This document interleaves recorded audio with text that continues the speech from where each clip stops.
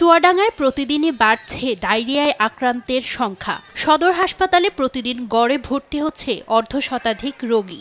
আর বহির্বিভাগে সকাল থেকে দুপুর পর্যন্ত চিকিৎসা নিচ্ছেন প্রায় 2 শতাধিক ডায়রিয়া রোগী। আক্রান্তদের মধ্যে বেশিরভাগই শিশু। রোগীর স্বজনদের অভিযোগ, চিকিৎসকরা দিচ্ছেন না ঠিকমতো চিকিৎসা। আমরা কালকে সকাল 8টা থেকে 8টার সময় আসছি, আসার পর থেকে মানে যে অবস্থা নিয়ে এসেছি সেই অবস্থায় আছে, কোনো পরিবর্তন নেই। এসব করা থেকে রাউন্ডে ডাক্তার তেমন পাইনি কালকে দিয়েছে।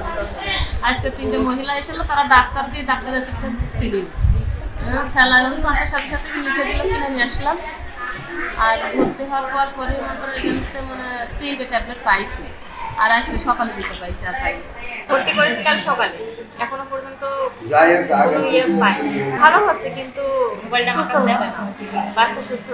দীর্ঘদিন ধরে কলেরা স্যালাইনের সংকট থাকায় রোগী ও তাদের স্বজনদের উচ্চ মূল্যে বাহিরের ফার্মেসি থেকে স্যালাইন কিনতে হচ্ছে। এতে সাধারণ মানুষের ভোগান্তি চরমে পৌঁছেছে। কর্তব্যরত সেবিকারা জানান, রোগীর সংখ্যা বেড়ে যাওয়ায় চিকিৎসা দিতে হিমশিম অবস্থা তাদের। চিকিৎসকরা বলছেন, মূলত আবহাওয়া পরিবর্তন ও খাদ্যে বিষক্রিয়ার ফলে রোটা ভাইরাসের সংক্রমণ বেড়ে দেখা দিয়েছে ডায়রিয়ার প্রকোপ। চুয়াডাঙ্গা সদর হাসপাতালে শিশু ওয়ার্ডে ডায়রিয়া এবং নিউমোনিয়া রোগীর সংখ্যা বেশ কিছু ভর্তি আছে। প্রতিদিনই আমাদের ইনডোর এবং আউটডোরে এসব রোগী সম্মুখীন হতে হচ্ছে।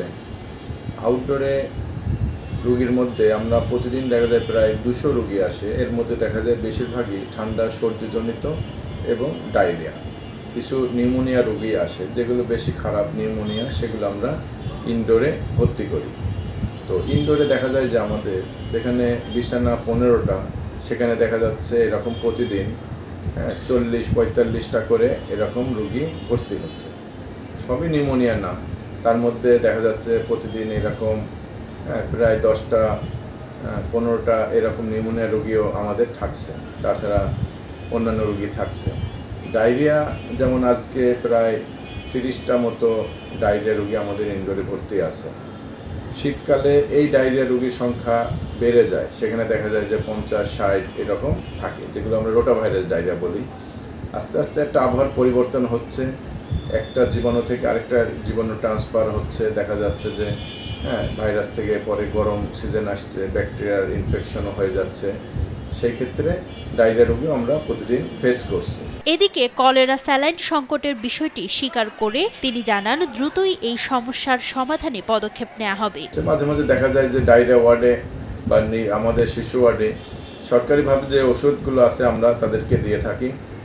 কিছু কিছু সময় দেখা যায় যে সাপ্লাই আমাদের শর্ট থাকতেও পারে।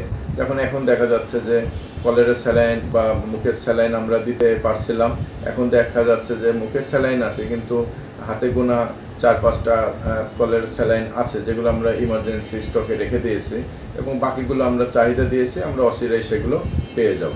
আক্রান্ত রোগীদের কার্যকর চিকিৎসা নিশ্চিতের দাবি স্বজনদের। নিউজ ডেস্ক, দেশ টিভি।